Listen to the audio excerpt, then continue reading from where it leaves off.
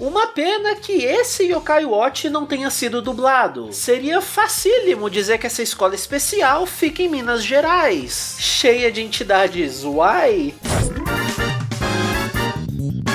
Uma dúvida que nunca vai deixar de existir entre os fãs de séries de monstrinhos é como Yokai Watch conseguiu falhar. Tem todo aquele histórico de que já no segundo jogo eles vendiam mais do que Pokémon no Japão, de que o primeiro anime deles foi tão marcante nessa indústria que causou a grande mudança estética e narrativa de Sun and Moon, mas depois de arrastarem a mesma coisa por quase 5 anos, o público cansou de Yokai Watch, o que nos leva aos spin-offs dessa série. O primeiro deles, Shadowside, veio com a ideia de amadurecer junto do público, trazendo um mundo mais sério, uma história mais linear para acompanhar, e foi por onde eu me apaixonei por esse universo. Mas eu entendo que a mudança tenha sido brusca demais para a audiência. Então, quando ela acabou, voltaram com Yokai Watch!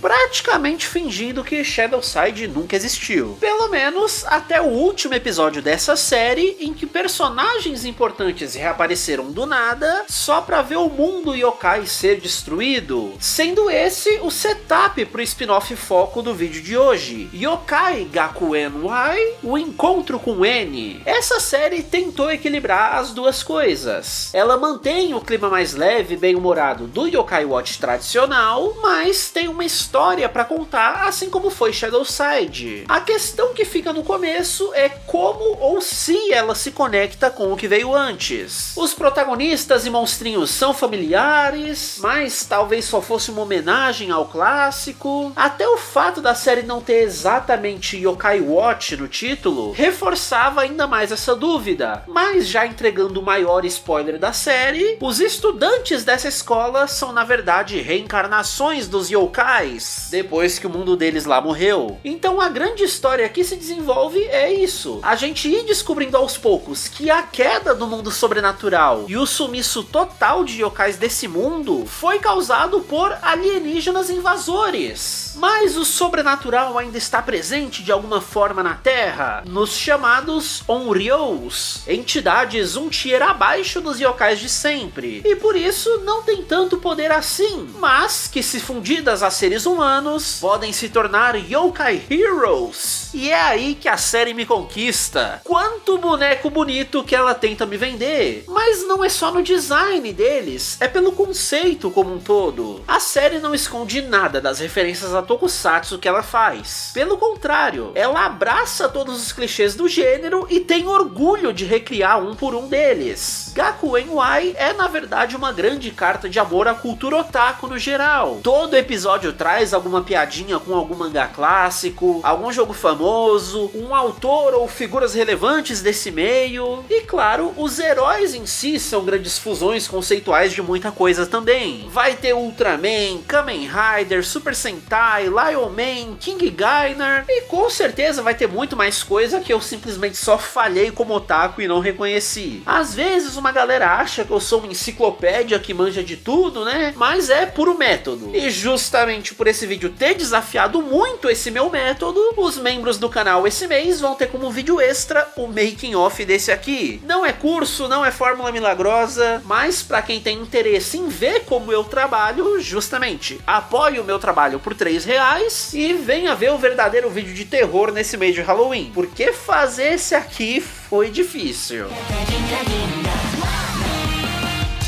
Assim como em Shadowside, a história desse spin-off começa num filme. Praticamente os primeiros 7 episódios de casos semanais, que poderia muito bem só ter passado na TV. A prestigiada Escola Y é praticamente uma cidade autônoma. Tem a diretoria como uma prefeitura, várias lojas como cantina, uma polícia como inspetores de corredor e até uma máfia que trafica cachorro-quente. E essa super escola de elite tem um programa de cotas chamado YSP, que justifica o porquê do nosso protagonista ter sido aceito nela, mesmo sendo um péssimo aluno. Por algum motivo, a gestão tem interesse em pessoas com habilidades sobrenaturais, inclusive dando relógios marketáveis com medalhas colecionáveis para qualquer criança aprovada nesse programa. E com isso, todo mundo ganha arcos de desenvolvimento. Então essa escola acaba formando um Super Sentai de heróis yokais. Por isso a estrutura do filme já é bem episódica, para ir apresentando cada um desses vários amiguinhos recorrentes e já trazer o debut da forma heróica deles. O Jinpei e o Koma-kun se conhecem desde o fundamental e sempre conseguiram ver espíritos por aí. Eles receberam um convite para estudar nessa escola, num caso que eu comento depois, mas ao incorporar o Bakera, o Jinpei se transforma em Kengo Benimaru e o Koma-san com o Komadilo se transforma em Little Commander. O primeiro apresentado pelo filme é o Mera Raido, que tem como Onryo simplesmente o brother da gangue dele. Quando Mera tinha 6 anos, o Shiguro protegeu ele de uns valentões na escola e até aceitou ensinar o garoto a lutar, mas só se fosse para proteger os mais fracos. Apesar dessa aparência de durão, o Shiguro morreu salvando uma garotinha de ser isekaiizada, mas o Mera só percebeu que ele era um espírito quando numa outra vez eles foram salvar uma outra garotinha de um incêndio e por isso tiraram uma foto pro jornal, em que o amigo não apareceu. Esse espírito vagante é a manifestação da vontade do Mera de se tornar mais forte. Por isso juntos eles se tornam Shishio. O segundo é o Kyubi, o único reencarnado a manter exatamente o mesmo nome e personalidade do yokai clássico. Então ele ainda é o gostosão da turma, mas agora sem ser furry. Na série ele ganha um episódio inteirinho só pra contar a história dele, mostrando como era sufocante a vida na mansão da família. O irmão mais velho vivia dizendo que era uma vergonha ele trabalhar pra pagar a mensalidade da escola, que a Waigakuen até é boazinha, mas que ele deveria ter aceitado o intercâmbio que o pai poderia pagar. Valores completamente invertidos, né? Eventualmente o pai perde toda a fortuna e a família tem que morar de aluguel, mas é numa casinha que acaba sendo muito aconchegante. Aí eles aprendem que ter um ao outro é o que existe de mais valioso, reatam os laços com o filho, que aprende a deixar as mágoas pra trás. É um episódio bem bonitinho. Todos os outros heróis yokais são apresentados no decorrer do anime mesmo, mas eu acho que faz sentido colocar a Fubuki nessa parte, já que o filme já trouxe ela. Essa é inicialmente a única garota do grupo, mas que não liga muito pra isso porque ela é meio tomboyzinha. Ela gosta de estar com eles, de ficar construindo coisas na oficina, e o episódio em que ela desperta os poderes YSP é um dia que fica se reiniciando toda vez que ela pisa num cocô, porque Yokai Watch adora um humor escatológico. Mas a ideia é boa. Tentar fugir desse acidente mostra muito bem como a garota é inventiva, criativa, chegando cada vez mais perto do fim do dia para se libertar dessa maldição. E é nesse momento em que ela aprisiona o Onryo que fez isso com ela para se tornar a Clock Lady, aprendendo a manipular o tempo para ter um papel bastante importante no final da história, quando ela, por algum motivo, interage com o pai do protagonista de Danboro Senki, uma outra série da Level 5 que já tinha feito a referência a Super 11. Então eu acho que é tudo no mesmo universo. O filme também apresenta o Gakouger Y, o robozão pro nosso Sentai escolar enfrentar algum eventual monstro gigante da semana. Ele tem uma insert song que reproduz muito bem aquela estética oitentista dos animes de robô. Cada ataque dele é inspirado por algum mangá clássico da mesma era. Foi aqui que eu percebi o show de referências que a série inteira seria. Então nem de longe esse filme é tão interessante quanto de Shadow Side, mas considerando que a minha principal crítica ao primeiro spin-off foi o quão nada os personagens dele eram, então Gakuen Y já começa ganhando pra mim. E aí, entrando nos episódios da série mesmo, o primeiro deles é na verdade um prólogo disso tudo. A gente vai ver como Jinpei e o Koma-kun receberam os convites pra escola ao resolver o caso de um Onryo que estava perseguindo o primeiro amor da vida do Jinpei. Todas as manhãs, uma bela garota pegava o mesmo trem que o nosso protagonista. Então, para descobrir mais sobre ela, os garotos decidem dar uma de stalker. A única coisa que eles aprendem é que ela deve gostar de música, já que tá sempre carregando um violão e não faz mais nada além de ir da escola pra casa e de casa pra escola. Nisso, eles percebem que ela tem outro Stalker, que por ser feio e esquisito, não fofo e marketável como eles são, precisa ser parado. E aí entra o twist legal do episódio. Esse cara é na verdade um Onryo, mas não no sentido de espírito zombeteiro da semana, como a gente geralmente espera pra Yokai Watch. Ele só tava querendo contar uma coisa pra garota, que ela também tá morta. Por isso ela sempre repete a mesma rotina todos os dias, e as únicas pessoas que a gente vê interagir com ela são os três mesmo. Essa garota sofreu um acidente no dia em que ia fazer uma audição pra, quem sabe, se tornar uma música profissional. E cada detalhe nesse episódio realmente faz a diferença. A maneira como essa história é contada, como mostram os flashbacks dela. A alma dela ficou presa nesse mundo porque, sem poder realizar o próprio sonho, a garota estaria presa à vidinha mundana de sempre. Então, os nossos heróis decidem ajudar ela com isso. Eles arrumam umas roupas bem largas pra ela poder tocar num parque sem assustar ninguém, mas aí bate um vento e, pela paixão dela, o espírito meio que se materializa, não sei. Já tem uma trilha sonora cantada no primeiro episódio, enquanto vão subindo os créditos, depois de, com tão pouco, eles já terem me feito me importar com o fantasma da semana. Putz, esse episódio é muito bom, e não teve nenhuma propagandinha de brinquedo, né? O que é muito admirável. É um baita começo pra série. Infelizmente, eu admito que nenhum dos outros casos semanais chega aos pés desse primeiro, mas não é por falta de tentativa. Como no contexto dessa série o mundo yokai não existe mais, todos os problemas acabam sendo desses espíritos mal resolvidos presos na Terra, que precisam concluir suas histórias dramáticas pra passar dessa pra melhor. Então talvez, se você tiver alguma conexão emocional mais forte com algum caso em específico, seja por, sei lá, ter um pai ausente, vai que você foi torturado na cadeia, não sei, não vou julgar, ter perdido um amigo na infância, se conectando com algum episódio da mesma maneira que eu me conectei a esse primeiro, talvez você consiga sentir a mesma coisa que eu senti. Mas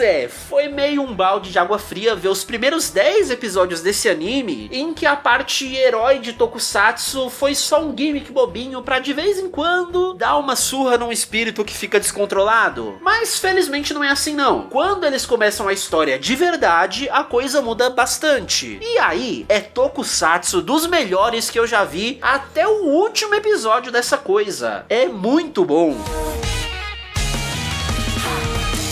A cada caso semanal resolvido, um círculo misterioso ia se completando com as medalhas colecionadas. E pelo visto, foi exatamente para isso que os professores criaram o Clube YSP. 30 anos antes, quando a escola estava sendo construída, estruturas misteriosas no formato de Y surgiram do nada. E claramente não eram desse mundo. Então agora, com as medalhas, eles conseguem abrir esses portões e não tem nada demais lá dentro. Só um gato amarelo, o Goromi, que fica feliz por finalmente alguém encontrar ele, o suposto último yokai sobrevivente, deixado aqui por alguém importante. Quando eles saem de lá, o presidente do conselho estudantil aparece pedindo para entregar o gato amarelo, dizendo que expor esse tipo de poder pode atrair eles mais uma vez, que o clube YSP não tá preparado para enfrentar esse tipo de inimigo. Então vamos ao backstory desse garoto. Quando o Hanto era menor, ele e a família viram um disco voador na estrada. E até aí tudo bem, lendas sobre OVNIs são tão comuns quanto lendas sobre yokais. Naquela madrugada, os aliens invadiram a casa do garoto pra carbonizar a família inteira na frente dele. E o Hanto só não morreu também porque uma entidade misteriosa, parecida com o gato, parece ter impedido isso. Então, de volta ao presente, o Hanto quer que entreguem o gato amarelo porque ele imagina que esse tipo de criatura seja o inimigo natural dos alienígenas. Mas agora já é tarde demais, já chegou o disco voador. E aqui a série realmente vira um Super Sentai, mostrando os soldadinhos genéricos desses vilões que querem invadir a Terra, mas também por apresentar o sexto herói que vai enfrentar eles. Começando, claro, como esse rivalzinho anti-heróico, pra lá na frente acabar se unindo aos outros por um bem maior. Essa luta também traz a primeira mudança de forma pro Jinpei, já que Onryous não tem efeito nos alienígenas. Então, com a ajuda do novo amigo Yokai, ele se transforma em Wild Boy, tendo construído então todo o conflito de base para essa série. A história realmente gira ao redor do trauma do Hanto, e é pelos flashbacks dele que eles vão construindo o plano de fundo que conecta basicamente tudo na série. Querendo aprender mais sobre os alienígenas, ele se juntou a um grupo de ufologia,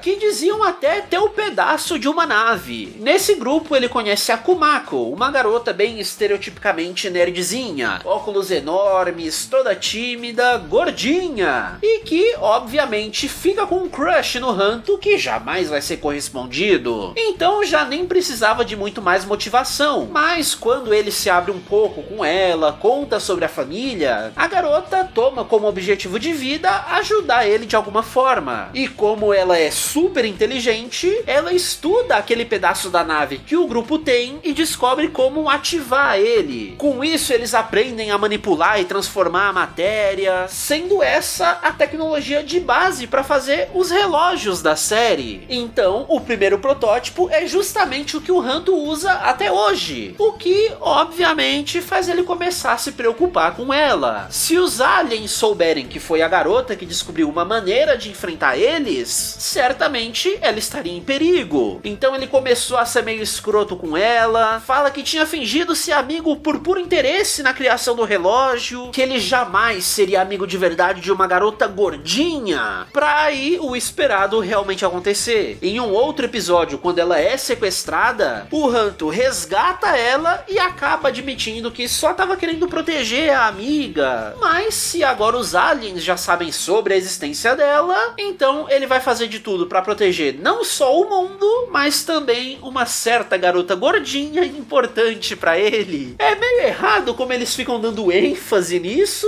mas é ao mesmo tempo fofíssimo. Então eu gostei bastante que esse anime tem umas 2 ou 3 linhas de desenvolvimento em paralelo, mas que todas se encontram ao longo do caminho. Foram os aliens que destruíram o mundo yokai, porque como a gente acabou de descobrir, o sobrenatural pode bater de frente com eles. O que dá um ótimo motivo para a escola reunir as crianças com o potencial para esse tipo de coisa. Serve tanto para criar uma equipe para salvar o mundo, quanto para já ir reunindo toda a energia paranormal necessária para abrir os White Circles, que são as estruturas deixadas pelo Ema Daioh para que um dia o mundo yokai pudesse ser reconstruído. Por isso que dentro delas sobreviveu o último dos yokais, que na verdade tinha se dividido em 3 partes diferentes durante o fim do mundo lá. 3 formas pro Jinpei ficar usando nas batalhas, até a coisa mais óbvia de Tokusatsu eventualmente acontecer, quando as 3 se juntam de novo na forma verdadeira, trazendo o power-up final de série. Outro detalhezinho que eu achei interessante nos joga de volta para aquele papo desse anime ser uma prova de otakice. Se você é fã de Vocaloid ou VTubers, você provavelmente já viu o design dessa vilãzinha em algum lugar. A Nayu é literalmente a personagem que o Nayutalian usa nas músicas que ele faz. Esse é de longe um dos produtores musicais mais populares na otakosfera internetica, tendo feito milhares de composições, letras e clipes por trás de muita coisa que você nem sabe. Mas se você já viu algo da Hatsune Miku, tá aí. Por isso, claro, ele foi convidado para compor as 3 aberturas desse anime. As 2 primeiras são cantadas por um grupo de VTubers masculinos bem popzinho lá no Japão, mas eu quero destacar a terceira abertura, cantada pela Pemaru, outra VTuber popularzíssima nesse nicho, que é também quem dubla a própria Nayu na série, e mais pra frente uma outra personagem bastante importante. Então agora que a gente conhece os aliens, eles começam a ser mais incisivos em impedir a Wai Gakuen de tentar restaurar o poder sobrenatural que protege o mundo. O primeiro passo foi a Nayu tomar do Hanto a presidência do conselho estudantil, para então usar a polícia dessa cidade-escola e fechar peitar qualquer clube que pudesse ver os alienígenas chegando. O único outro grupo forte o suficiente para peitar a polícia é a máfia, que por algum motivo acreditou bem rápido nesse papinho dos aliens invadindo a Terra. Mas como bons delinquentes que são, o líder propõe uma luta contra o Jinpei, e só se o protagonista vencer que eles vão ajudar. Aí toma o twist do episódio. Do nada, alguém joga um relógio pra ele, pro Mitsumatagi se transformar no Yokai Hero The Viper, deixando bem óbvio que esse cara é a reencarnação do Mitch de Shadowside. É um episódio bem legal pra apresentar não um, mas dois heróis novos, já que o verdadeiro dono do relógio é o Hebiyama, que assume a forma heróica de Sky Snaker. Os dois garotos só queriam ter certeza que o clube YSP é forte o suficiente para cumprir com a palavra de destruir os alienígenas, porque o Hebiyama também tem uma história trágica de abdução. Ele e os amiguinhos tinham uma banda de rua e ficavam até tarde da noite tocando por aí, até que um dia um OVNI abduziu eles e foi bem do jeito traumático, cheio de experimentos, agulhas, tortura, tudo por puro sadismo alienígena que queria hibridizar corpos humanos com animais para ver o que acontecia. E o Hebiyama até que se deu bem, porque quando a gente vê o que aconteceu com os amigos, é uma cena muito mais sinistra do que eu esperava. Tanto que na primeira brecha que o garoto teve, ele preferiu se jogar do OVNI, arriscando a própria vida só para não continuar nas mãos dos aliens. Nisso ele caiu no quintal do Mitsumatagi e daí começou a amizade dos dois. Então é maneiríssimo a dualidade que surge dessa pele de cobra dele, porque isso se parece muito com as tatuagens usadas pelos membros da Yakuza. Daí todo o esforço do amigo em criar e liderar um grupo desse tipo na escola, para que o Hebiyama não se sentisse o estranho nesse meio. Eu achei isso bom demais. Tem o time principal, tem o sexto membro e agora tem até membros extras com sidequests próprias pra vir ajudar a galera de vez em quando. Então a série é um Super Sentai completíssimo. Depois de uns 2 meses entre casos aleatórios com Onryous ou mais confrontos contra alienígenas, uma nova aluna chega na escola. Ela é toda linda, automaticamente popular com os garotos, mas só tem olhos pro Hanto, que como ex-presidente do conselho estudantil, se sente obrigado a mostrar a escola pra ela. Essa garota é, talvez não tão obviamente, a Kumako, que decidiu mudar de visual pra continuar na escola sem que os aliens ficassem atrás dela. E eu simplesmente amo todos os episódios focados nesses dois. Ela vai tentando recriar memórias com ele, pra ver se o cara percebe quem é ela sem ela ter que se expor. Mas o Hanto é burro. Tem uma ceninha na chuva em que a Kumako lembra de uma vez em que eles compartilharam um guarda-chuva, mas que ainda assim o Hanto ficou com o ombro molhado por não querer encostar nela. Será que ele tinha nojo dela ser gordinha? Porque agora que ela é magra, coube os dois, olha aí. Ela deveria estar feliz agora, não é? Finalmente o crush tá encostando nela. Mas por que então ela sente um aperto tão grande no coração? É uma situação que deixa a gente meio mal, né? Mas o anime sabe quebrar isso muito bem usando o humor idiota de Yokai Watch pra trazer um punch sentimental fenomenal. A mesma situação tava rolando entre o Mera e a Fubuki, com ela achando que ele tá afim por ficar grudadinho embaixo do mesmo guarda-chuva, só pro cara falar que ela não entende a mente dos homens. Nesse tipo de situação, um cara só encosta na garota se ele não der a mínima pra ela, porque quem sente algo de verdade teria vergonha. Ah, eu achei isso bom demais. Aí chega um episódio lá na frente em que não tem como esconder. Numa luta muito difícil pro Hanto, ela teve que jogar uma nova medalhinha pra ele usar, trazendo o primeiro power-up dele na série, o Deep Shadow Galaxy. A luta é legal, beleza, mas o mais importante é o final do episódio, em que, sem falar nada, ele só se oferece pra carregar a garota machucada nas costas. E aí, ele só comenta: você tá bem mais leve agora. Ah, eu adoro esses dois, mas nem era disso que eu devia estar falando, né? O real motivo pra volta da Kumako é pra trazer novos modelos de relógio pra série. Compre já! Um deles, inclusive, é dado pro nosso protagonista humano, que só tá na equipe pra ser o maior fã de Tokusatsu da série. Esse episódio em que o Mataru finalmente se transforma é muito mais sobre o que significa ser um herói, porque os poderes que ele ganha são na verdade placebo, o que não impede ele de enfrentar o monstro da semana, já que dentro dele existe o verdadeiro potencial para se tornar um herói. Isso é uma referência aos vários Heroes Wannabe que Super Sentai traz de vez em quando, o que é sempre uma ótima discussão para se ter nessas séries de super-heróis. Só que, desse episódio em diante, às vezes o Mataru sumia e um herói misterioso aparecia pra ajudar a turma. Aí no final ele saía voando em direção ao sol, só pro Mataru reaparecer meio confuso, não sabe de nada. Que coincidência, né?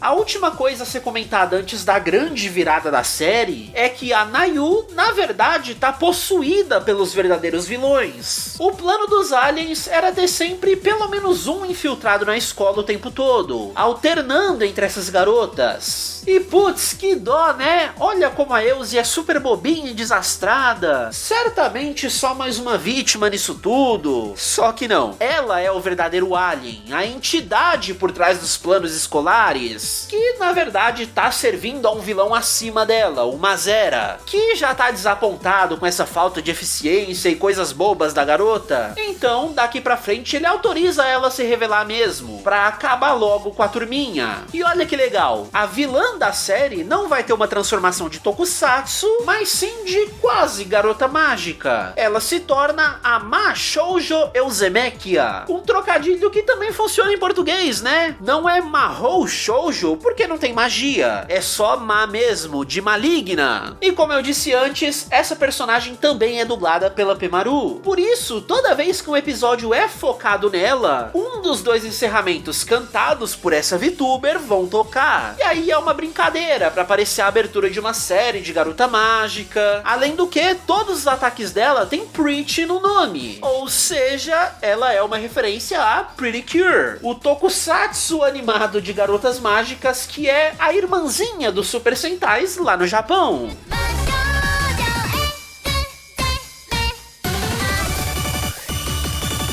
A Euzemekia toca o terror. Ela transforma a escola numa ditadura e que, por ser essencialmente uma cidade autônoma, acaba virando um país ditatorial aliado de outros popularmente bem autoritários. O mais legal é que eles conseguem passar muito bem esse sentimento opressor que ela traz, especialmente por conta do segundo encerramento dela, que é o hino desse país tocado por uma banda marcial. Ela transforma qualquer aluno que se opõe ao regime em mais quimeras bizarras, e quando vê no Hanto a liderança dessa resistência, ela mata ele. E pra completar, ainda prende todos os Onryous da galera. Perdemos demais. Lá na cadeia apertada, os três gatos do Jinpei começam a brigar entre si, e nisso acabam se fundindo de novo por acidente, voltando à forma original deles como Miketio, e ele consegue explodir a prisão sem esforço nenhum. Essa é a entidade que o Ema tinha separado para garantir o futuro do mundo yokai, porque ele tem uma quantidade de poder sobrenatural incompreensível. O problema vai ser convencer o Miketio a ajudar, e para mostrar como ele é super malvadão, eles vão contrapor contra um alien Doberman que o Mazera botou pra ficar de olho na Euse. Esse cara tá sempre lá impondo presença, garantindo que a garota cumpra a missão direito dessa vez. Aí a gente vai descobrindo o background dele. Esse é o último sobrevivente de um outro planeta que também foi invadido pelos alienes, mas ele aceitou o fardo de lutar ao lado do inimigo pra pelo menos manter viva a memória do próprio povo. É dramático,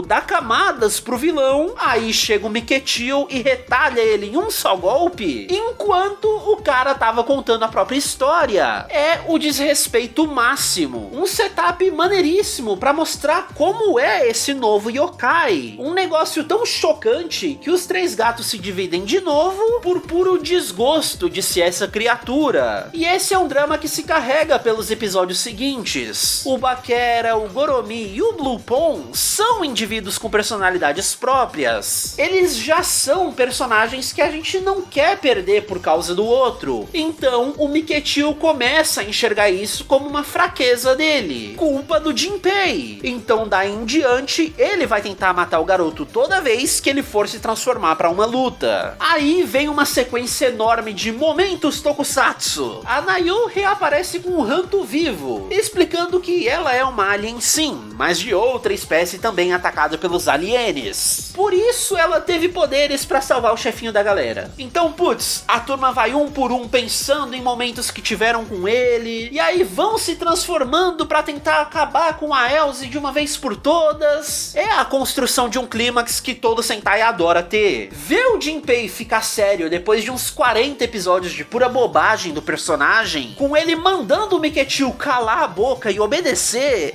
é foda demais. Ele doma o yokai com um relógio novo e se transforma em Earthwalker, a verdadeira forma que ele deveria ter. Aí os créditos vão subindo na tela, tocam pela última vez a primeira abertura da série. O poder de luta do Earthwalker é absurdo. Então a turma abre espaço pra ele ter um momento legal de estreia, né? Fica lá com o chefão que a gente limpa os capangas. Mas ele pega um momento e dobra isso, destruindo absolutamente todos os vilões na tela usando um ioiô como arma. Isso é só o começo do segundo arco da série. Uma sequência de 7 episódios carregadíssimos de informação, um começando exatamente de onde o anterior parava, como se fosse uma coisa só. Se você não acha isso legal, você tá maluco. E aí a Euzemekia toma a segunda bronca do verdadeiro vilão da série, que chama ela de incompetente, humilha a coitada e manda o mesmo Gray, que carbonizou a família do Hanto, voltar no tempo pra corrigir o erro de ter deixado ele vivo, porque foi o menino o catalisador desse grande momento, né? Então o professor Whisper vem entregar o fanservicezinho. Por já ter sido um guia muito popular com as crianças, ele vem guiar o Earthwalker a usar os verdadeiros poderes dele pra também viajar no tempo. E aí, se você se lembra, o que parecia ter salvo o Hanto lá atrás foi justamente a silhueta de um gato, mas que agora a gente vê que não era exatamente uma silhueta, e sim um gato preto mesmo, completando então esse loop temporal para salvar o amigo mais uma vez, ou pela primeira vez, pros dois no futuro enfrentarem juntos a Euzemekia. Só que aí ela já parece meio cansada, fala que já deu chance demais para eles, que tentou ajudar, mas agora vai ter que ser uma vilã mesmo. E o que parece ser só um discursinho de quem não aceita a derrota, na verdade carrega muita coisa por trás. Essa parada de transformar o mundo numa ditadura e ser uma líder carismática era pra tentar apaziguar o conflito. Ela parece até desabafar com a turminha, falando que preferia ter vencido sem violência, fazendo o mínimo de vítimas possível, porque o futuro da Terra é de escravidão ou extermínio. Ela diz que pro Mazera só existem essas opções, e que já viu ele fazer isso vezes o suficiente. Essa escolha específica de palavras confirma que realmente tem algo aí. Algumas vezes ela parecia mesmo dar um suspiro mais triste depois de um comando mais incisivo. Então é hora da gente ver mais uma história dramática por trás de um personagem dessa história. O grande Mazera é na verdade um buraco negro comedor de planetas, fazendo da Euzemekia a surfista prateada dele. A rainha Elze veio de um planeta muito distante, todo coberto por gelo, e lutou ao lado do irmão Anne para proteger o povo dela. A referência a ser Frozen me pegou desprevenido. Como eles já estavam cansados de lutar em vão, eles cogitaram despertar um antigo gigante de gelo que protegia esse planeta. O problema é que isso requer o sacrifício de alguém com sangue real. E aí entra o outro irmão dela, um príncipe vagabundo, oferecendo a própria alma pelo povo deles. Mas aí ele pediu pro Anne ir junto, porque né, seria bom ter o curandeiro por perto pro caso de algum acidente, confia. Aí o óbvio acontece. Esse irmão invejoso, cansado da irmã ser a única admirada, quer sacrificar o Anne pra voltar com o gigante de gelo e espera ser bem recebido com a admiração dos súditos. E com muito drama isso até acontece, mas o gigante só consegue arrancar um braço do Mazera, que tava na primeira forma de boss de RPG dele. A Elsa então perde os dois irmãos à toa, não tem o que fazer, até o Mazera oferecer um acordo. Se ela quiser servir a ele com toda essa coragem, ele pode poupar o resto do povo dela. Então é muito legal essa metáfora dela acabar virando o novo braço direito dele, porque isso automaticamente coloca todo o arco da personagem sob uma nova luz. O vilão ter colocado tantos outros monstros mais fortinhos pra vigiar ela, ter dado tantas broncas e ameaças, tudo faz sentido agora. E de certa forma, ela ainda vai tentar proteger esse mundo, criando uma máquina pra impedir a turma de se transformar, ao invés de só, sei lá, matar eles. E aí vem outra culminância de coisas bem legais. A Kumako cria mais um tipo novo de relógio, e até tenta se transformar, mas com ela não funcionou muito bem, porque esse relógio é pro Mataro usar. Desde aquele episódio em que ele foi um herói fake, ele passou a treinar pra tentar acompanhar os amigos, porque a vontade de ser um herói de Tokusatsu só cresceu dentro dele. Então agora que os poderes yokais foram bloqueados, só dá pra um humano conectado a Gaia Energy resolver essa questão. Dentro do Mantaro existe uma alma de um guerreiro de luz, de um outro planeta também destruído pelo Mazera. E agora com esse novo relógio, ele pode se manifestar na forma de Tedine, aquele que vez ou outra já tinha aparecido rapidinho pra ajudar a galera. Ele tem um visual extremamente Kamen Rider, faz as poses de um Ultraman pra atacar, chama os letreiros e explosões de Super Sentai, é realmente o Tokufan realizando o sonho da vida dele. Então ele destrói a máquina pra turma voltar a se transformar, e aí é hora da última batalha antes do chefão final da série. A Euzemekia se desespera com isso, né? Vai ser o terceiro strike dela. Então a garota perde a linha e começa a absorver mais e mais poderes malignos pra peitar nossos heróis, só sobrando mesmo o Earthwalker e o Deep Shadow Galaxy. Mas ela absorveu tanta energia durante a luta que o corpo dela simplesmente trava. Então a única utilidade que o Mazera vê nela é se for pra transformar num titã descontrolado, que aí com certeza não pouparia mais a Terra. Então o Hanto não tem escolha, ele precisa matar a garota. É muito impactante essa cena, com ela sendo representada só como Elze mesmo, a rainha do outro planeta. Ela dá um risinho e acha engraçado o quanto os dois são parecidos. Ambos perderam suas famílias e fazem de tudo pro resto do mundo não sofrer como sofreram. Ela só queria ter tido a mesma coragem que ele pra enfrentar os vilões. E essa breve conexão entre eles é o que traz mais um upgrade pro nosso sexto membro, se tornando Deep Shadow Zodiac. Agora tendo mais uma amiga pela qual lutar, além de todos os planetas que sofreram na mão do Mazera. Então finalmente é hora da batalha final, mas quanto mais o verdadeiro corpo do vilão se aproxima da Terra, mais forte fica a forma física dele. Aí rola uma coisa que eu gosto bastante em Tokusatsu, mas que tem se perdido com o passar dos anos: o surgimento de formas novas nos 45 do segundo tempo. Como o Tokusatsu mesmo tá lá pra vender boneco, não é muito esperto lançar coisas novas 2 semanas antes da série acabar. Como o Gakuen Y não tem necessariamente essa obrigação, toma aí um casaquinho novo pro Jinpei e uma nova mão de tinta pro coitado do Komakun, que não fez nada na série inteira. E coitado em dobro, porque na real, isso foi só pro Jinpei absorver ele e completar a verdadeira forma final agora vai. Vez ou outra nesses últimos episódios, a gente via uma aura azulzinha ajudar o Jinpei nas lutas sem muita explicação. Agora, o Ema diz que é pra isso que a Y Gakuen foi criada, pra ser o farol que iluminaria o caminho pro retorno dos yokais a esse mundo, porque o verdadeiro mundo yokai está nos nossos corações. Na verdade, ele tá literalmente dentro do coração do Jinpei, mas só quando ele estivesse pronto pra sua verdadeira forma, isso ia acontecer. O gato preto é um dos símbolos mais populares do sobrenatural que o mundo conhece, e por isso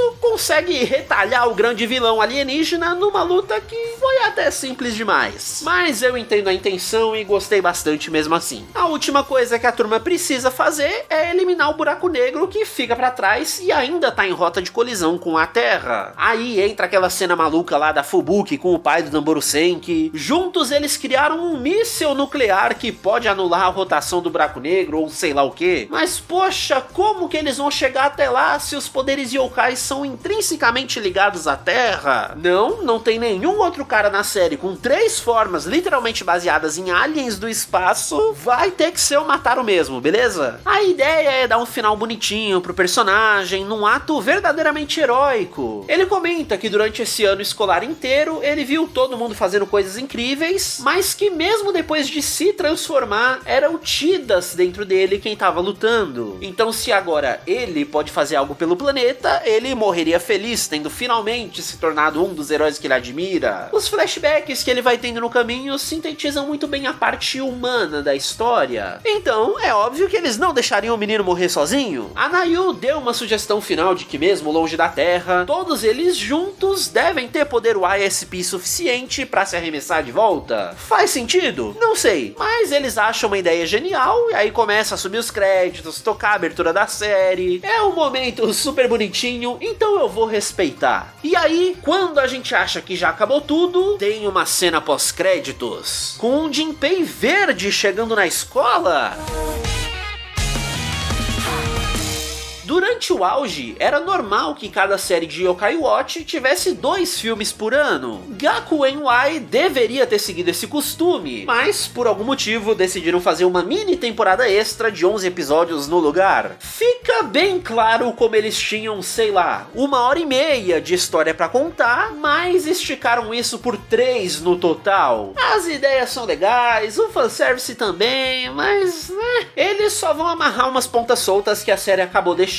E aí, nesse sentido, minha parte favorita acaba sendo ver mais detalhes sobre a vida do Jinpei. Como todo o backstory nessa série, o dele também é super dramático. A mãe teve complicações durante o parto e só pôde ver o filho brevemente antes de morrer. Então o marido promete pra Miho que cuidaria muito bem do Jinpei. Se você é muito fã de Yokai Watch, talvez você já tenha reconhecido quem é a mãe do Jibanyan reencarnado. É a neta da dona original dele. E a nova abertura dessa temporada facilita pra gente entender essa timeline. Na série original, a gente viu a história de como a Rudy, o gatinho da Amy, morreu e reencarnou como Jibanyan. Pra em Shadowside, ele tendo perdido essas memórias, se tornar um gatão assustador com voz de mafioso. E aí tem um episódio em que encontra a filha da Amy, a Miho, pra então se lembrar de quem ele um dia já foi. Por isso agora, em Waigakuen, essa garota de Shadowside foi quem cresceu, se casou com um cara que eles nem dão nome, e por conexões bonitinhas do destino, tem o Jibanyan reencarnando como filho dela. Eu acho o fanservice até bem bonitinho por parte deles. E o grande trunfo desse filme não filme tá nisso mesmo, em trazer esses flashbacks do pequeno Jinpei pra compor uma mensagem final bonita. Mas antes disso, como bom filme de Tokusatsu, tem que vender boneco novo. Aquele Jinpei verde é só um outro aluno dessa escola, que sempre estudou aqui,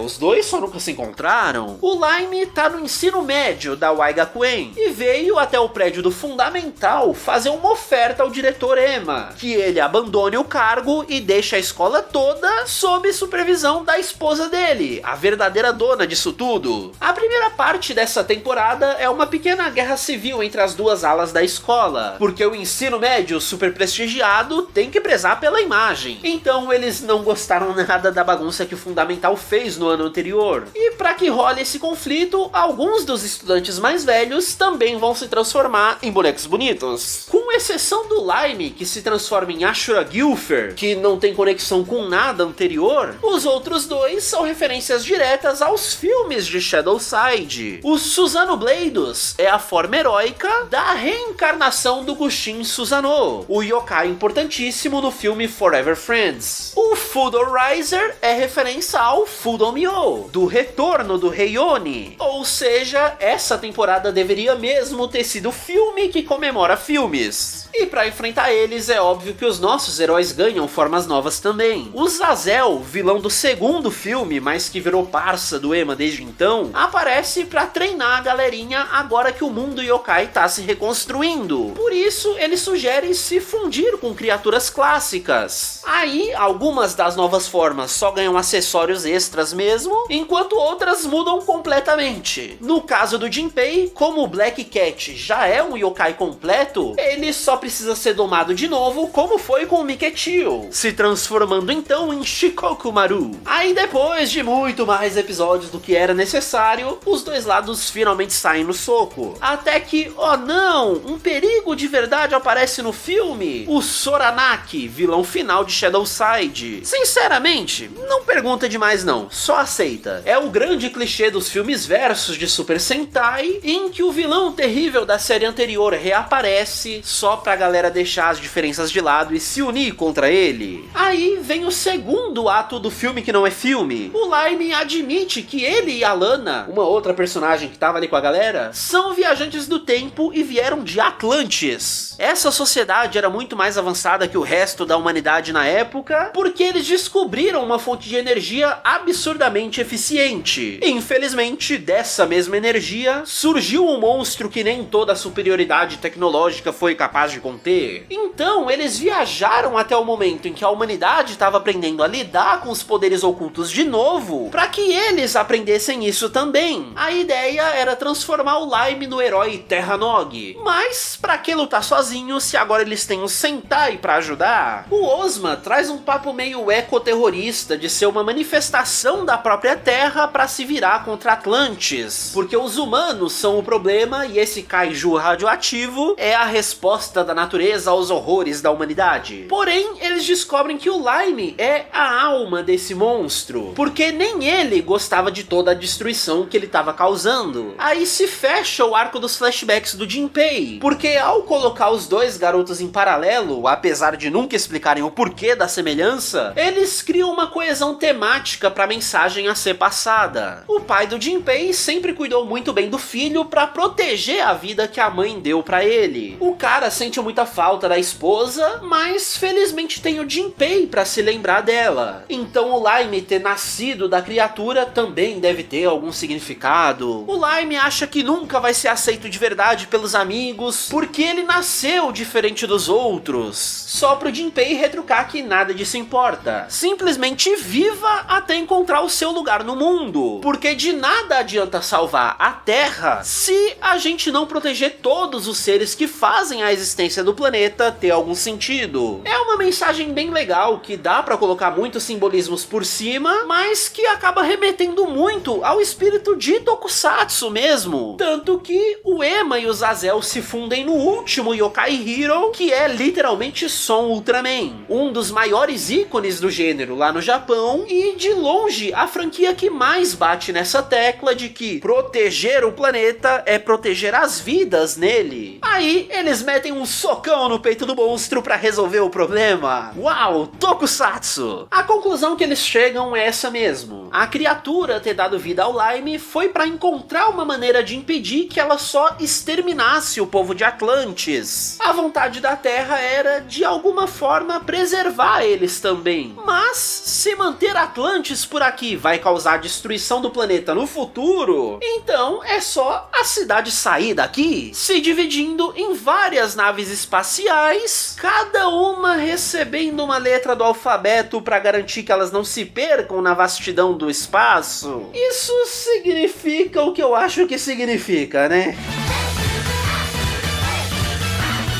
Essa série me pegou demais pelo quão carinhosa ela foi ao fazer tantas referências. Se um dia eu for escrever a minha própria história, provavelmente para um jogo, eu sinto que Gakuenwai representa muito bem a visão que eu tenho para as minhas criações. Inclusive, esses próprios vídeos aqui nesse canal. Existem coisas pelas quais eu sou muito grato de ter conhecido. Coisas que foram moldando meus gostos e me ensinaram coisas legais. Então, só gostar disso não me parece suficiente. Eu preciso criar uma outra coisa que expresse toda essa admiração. No caso de Waigakuen, eu sinto que isso se aplica tanto às obras clássicas que eles estão representando o tempo todo, mas também ao próprio Yokai Watch em si. Eu imagino o choque que deve ter sido para os fãs ver tantas mudanças acontecerem, o quão difícil deve ter sido aceitar que o mundo yokai foi destruído, mas eu acho que isso foi proposital e essencial para a mensagem da série. É tipo, olha, a gente sabe que Yokai Watch se perdeu com o tempo. Aquilo que te conquistou gostou já não tá mais aqui, mas o verdadeiro Yokai Watch é o que ficou no seu coração. Não são os episódios, os personagens ou os brinquedos em si, mas o que você sentiu por tudo isso. A série se encerrar com o Mataru indo embora é meio que isso também. É uma despedida dos amigos yokais da infância pra ir viver um outro momento da vida dele. O que não significa que a Wai Gakuen ou o universo de Yokai Watch em si deixou de existir. Pode até ser que você não retorne a ele, mas novas pessoas sempre vão chegar aqui pela primeira vez. Então eles precisam se renovar. É o caso de um personagem com design bom demais pra ser só uma piada de final de série. Ele já chega perguntando: cadê os yokais? Cadê os heróis? Ele já chegou com uma expectativa altíssima. E talvez fosse um indicativo pra uma futura série. A gente não sabe. A melhor teoria que os fãs têm é que ele caiu de lá de cima e quebrou a cara. Porque, né? Cadê as coisas novas de Yokai Watch, Dona Level 5? Até anunciaram um tal de Holy Horror Mansion como um novo jogo de monstrinhos deles, mas não dá pra saber se isso vai ter alguma conexão ou se é pra substituir Yokai Watch mesmo. O jeito é esperar que os nossos queridos amigos deem as caras de uma forma ou de outra. E aí, falando em gratidão, deixa eu enrolar um pouquinho aqui no final pra dar tempo de aparecer o nome de todos os apoiadores do canal. Do mês pra cá deu uma explodida que eu realmente não esperava, então muito obrigado a todo mundo. Como eu comento lá no vídeo extra que vocês vão ter esse mês, já tá dando pra pensar em contratar um editor pra produzir ainda mais, né? Vocês são os culpados disso.